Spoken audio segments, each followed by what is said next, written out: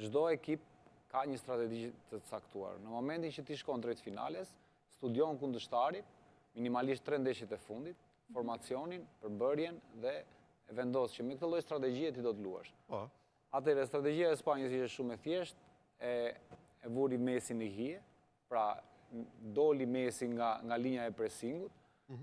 Rodri nga mes fushor qendre kthehej mbrapa si një mbrojtës qendre, krijonte hapësira, Kukurela ngrihej lart dhe Messi pak a shumë ishte totalisht jashtë pressingut të skuadrës.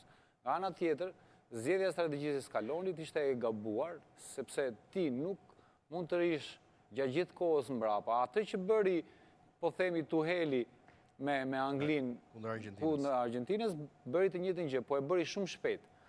Argentina në organikën e saj ka lojtar me element shumë cilësor që në fund të fundit është finale.